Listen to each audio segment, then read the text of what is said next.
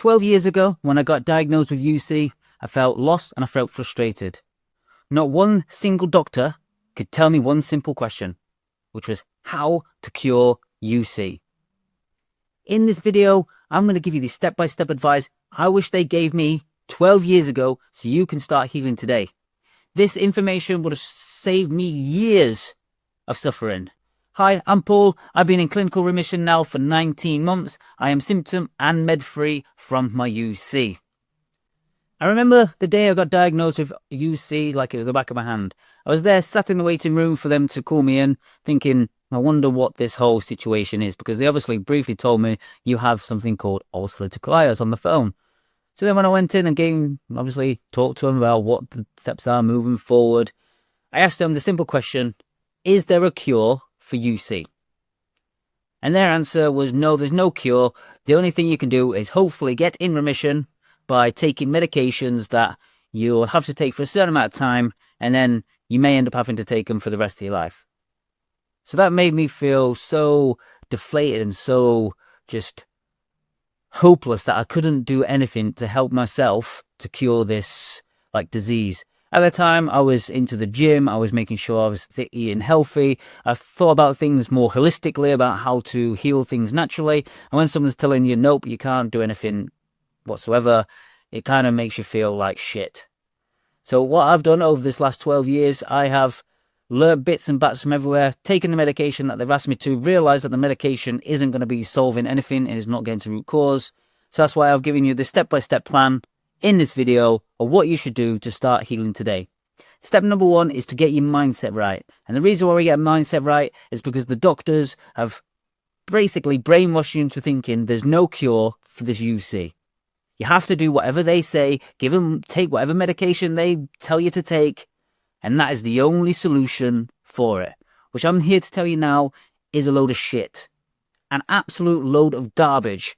The fact is that they have been taught that, and then this is the sick, they're just throwing it up, blah, blah, blah. This is exactly what makes your mindset so fucked up when you're first starting to want to heal.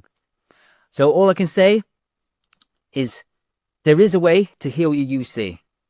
Now, it isn't as simple and as plain as what the doctors are promising. The doctors are promising you just take medication and then that's it, then your life will be sorted. It's not as plain and simple as that. But what's the alternative? Be on medications and suffer side effects for the rest of your life, or follow the advice that's in this video. So as you're moving forward, you want to try to accept that this isn't going to be the only thing that you're going to have to heal. There's going to be loads of different things that are going to pop up that you didn't realize you had. Maybe leaky gut, maybe SIBO, maybe systemic inflammation, maybe MCAS, maybe all these different things that are going off in your body that you did not realize were going off, because the doctors don't test for any of that. All they test is the inflammation markers in your shit or in your blood, and then they do a colonoscopy, see that it's inflamed, and that is it. They don't look into gut microbiome, they don't look into stomach acid, they don't look into bile, they don't look into anything other than the simple markers of that. So this is where you've got to accept now that there may be quite a few different things that's underlying that have previously come up, like you've taken things in the past that have fucked up your gut microbiome, or you've done things that have ruined your gut lining. It's going to be you being a scientist in your own life to experiment and try to do things holistically in a circle approach. And then once you've accepted, obviously, that you will be, looking at all sorts of different angles of this and other, you have to become a lifelong learner. And why do you need to become a lifelong learner? Because there isn't just one thing that cures everything. It all adds up. It's like a puzzle piece. You put all these pieces together, and then you'll get the full picture. So over your lifetime, there may be certain things that come up that you didn't realize were before. So then you've got to try and heal them, or you've got to try and put them all into one piece together. So I've taken 12 years to put pieces together. Now, I wish I had the information that there is now a few years ago, but it seems to be coming out more and more and more that obviously there's different ways to heal your UC, and I've been experimenting on different things that have helped me to get in remission. And the final thing about mindset is you need to believe in the power of your mind. If you're going to say to yourself, I'm never going to get cured, I'm never going to get rid of this disease, I'm going to be suffering for this the rest of my life, then you will be suffering for the rest of your life. I know there's a cure. And I know I've cured my UC, and I know I'm going to make sure that I help as many people as possible to get in that mindset where to say, you know what, I have healed myself naturally by doing the things that are going to support my overall health and putting their health first instead of choosing the quick dopamine fixes that most people do. They choose, oh, I'll just choose the tablets because they're quicker, they're easier. Well, is that really the cure?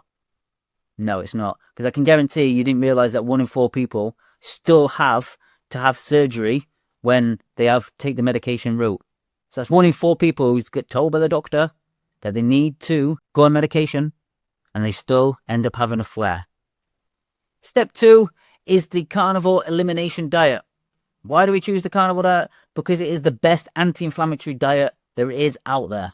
So you literally remove all the food irritants like plants, which have fiber, which irritate like fuck, seed oils, which cause inflammation in your body. You get rid of rice, grains, wheats, barley, things like that. They all irritate because the way that they're structured and the way that obviously when they're grown, they're genetically modified and sprayed with herbicides and pesticides. All these things will and do cause fucking harm to your intestines. So you need to get them out of your diet as soon as possible. If you go to eating nutritiously dense foods, nose to tail, of just ruminant animals, so any animals that's got more than a stomach, you will heal super fast because you're getting all the decent foods that your body needs, the nutrients and the vitamins and all then the things that help seal your gut and help to obviously soothe everything that's going on the inside. Not only that, but the carnivore diet also creates a better environment.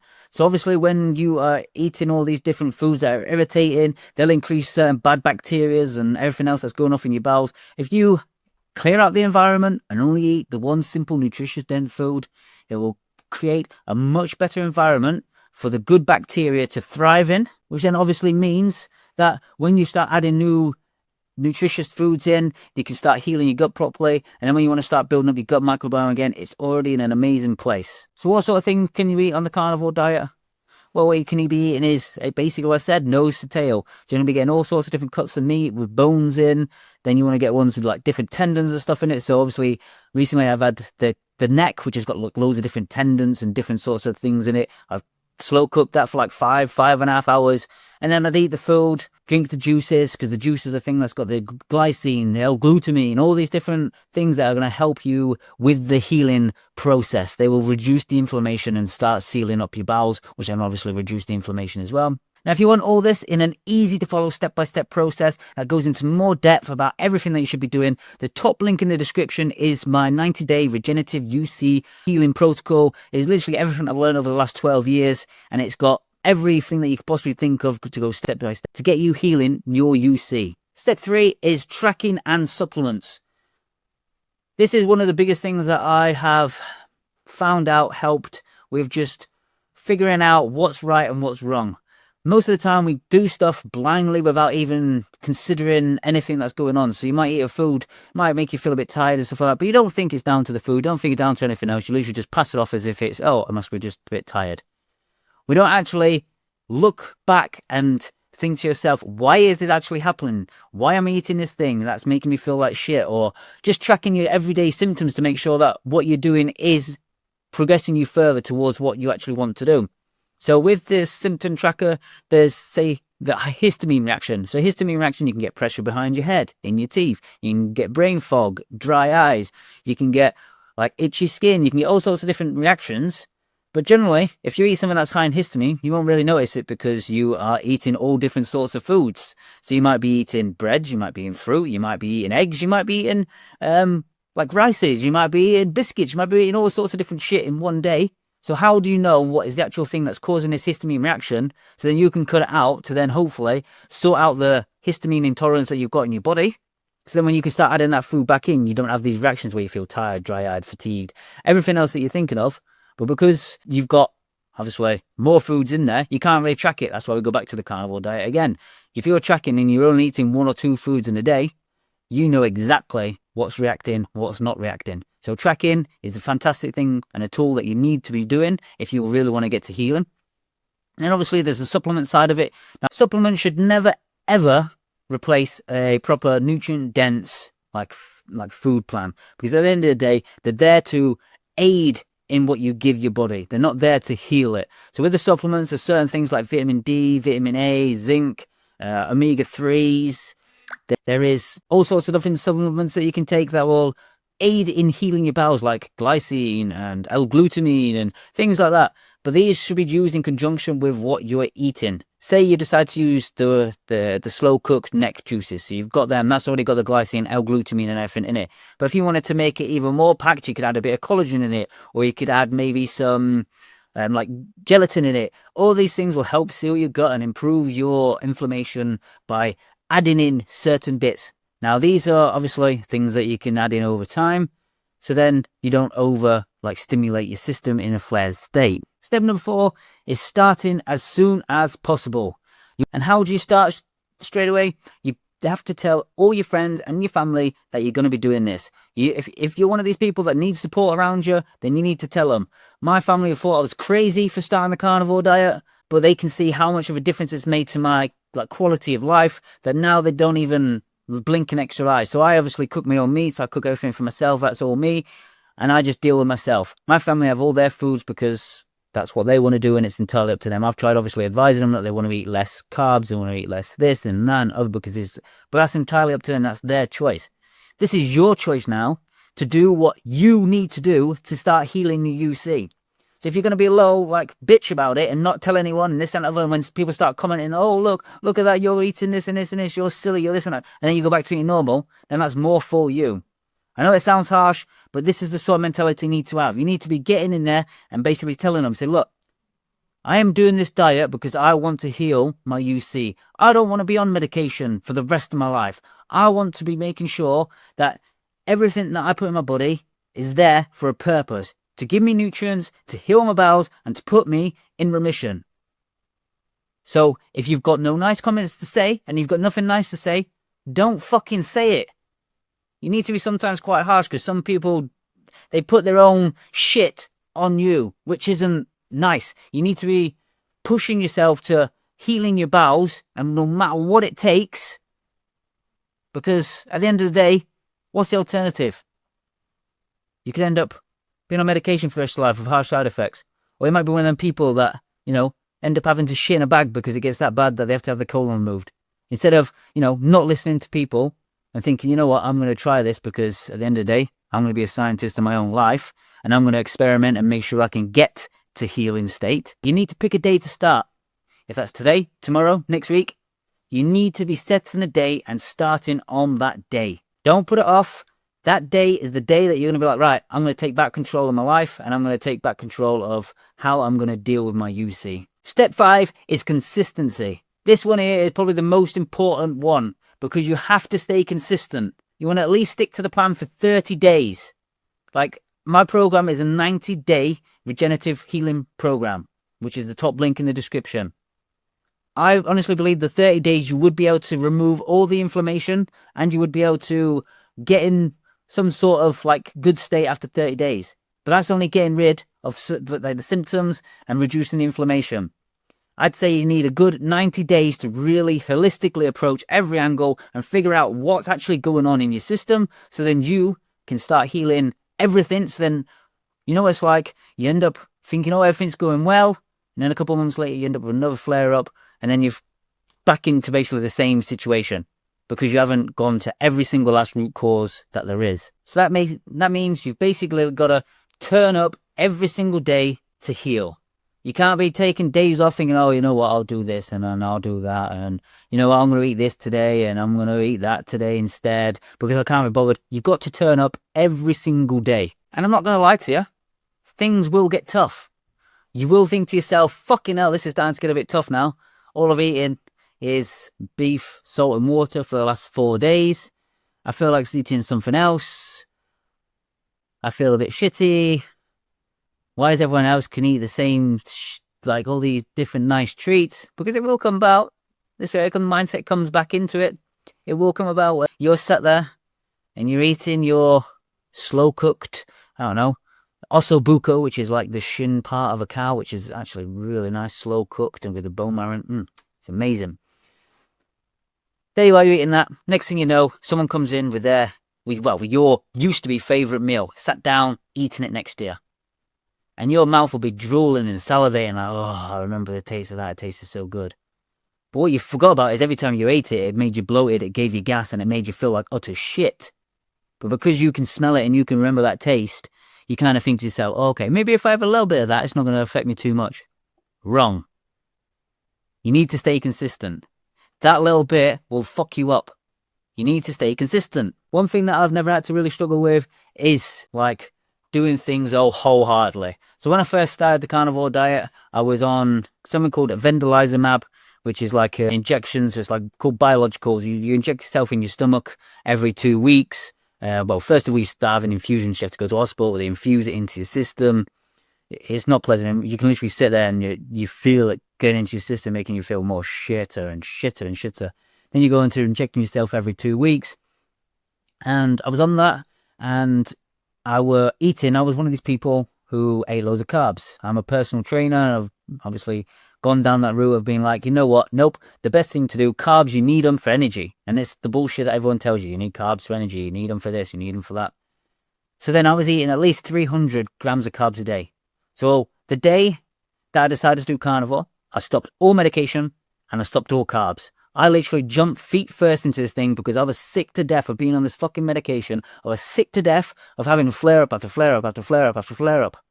And the reason why I went on that medication is because in January 2023, I ended up being in hospital for 8 days and then threatening to remove my large colon. So I needed to take action. I needed to make sure that I was doing this thing full-heartedly. So I jumped feet first in, no carbs, no medication, and I haven't looked back since. Step number 6, review your progress.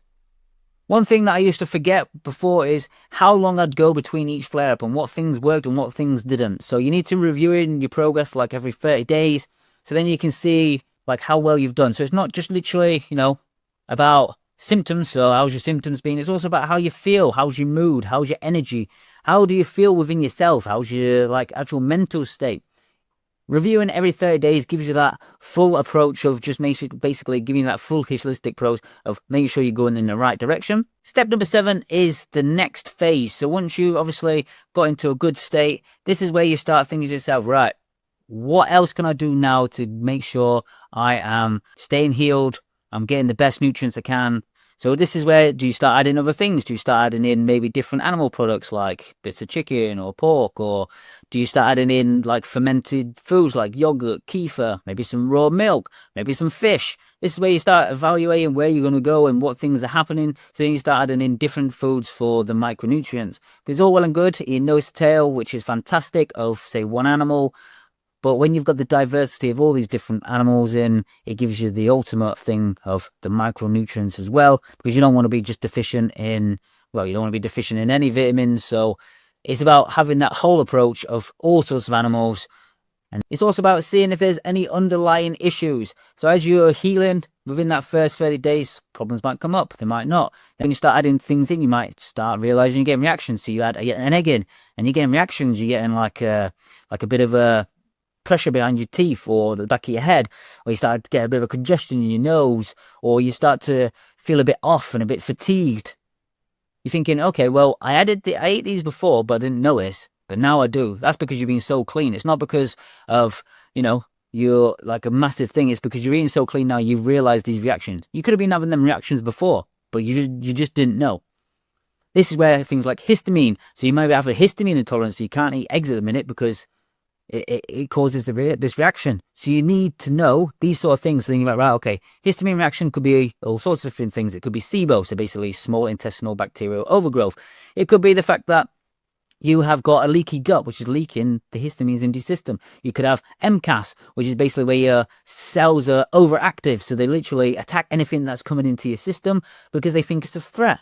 But you would never have known that because you was eating about 50 million different ingredients before. Because when you look at a packet of ingredients, there's fucking 50 million in it, let alone fucking everything else.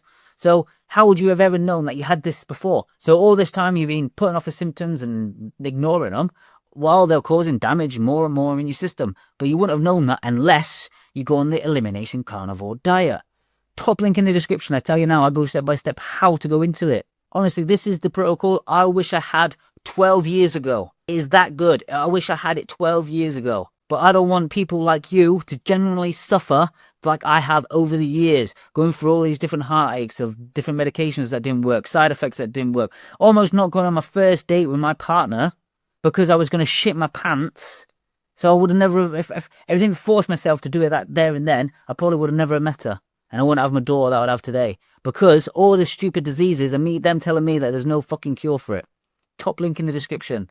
Now let me know in the comments below, what was the first thing the doctor said to you when you first got diagnosed with UC? And if you want to carry on following the journey, then subscribe to the channel, and I'll see you again soon.